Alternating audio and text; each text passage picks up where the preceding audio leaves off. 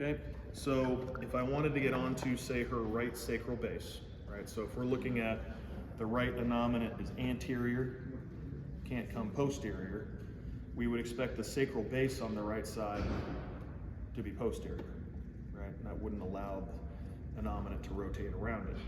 So we would want to fixate the innominate here, get onto the sacral base, and test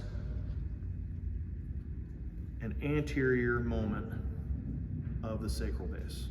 Okay, fixate innominate onto the sacral base, try and press that forward. And that definitely feels tighter to me than it did just doing the rotation.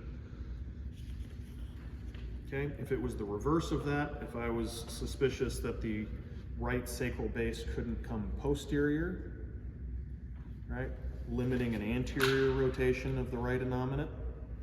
So this would mean sacral base would be forward, innominate would be backward, right?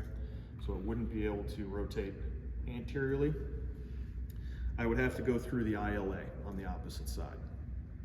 Okay, so now we're going to fix the innominate on her right side, trying to prevent it from rotating posteriorly, and then I would come onto the ILA on the opposite side, and I would produce an anterior moment, trying to do this.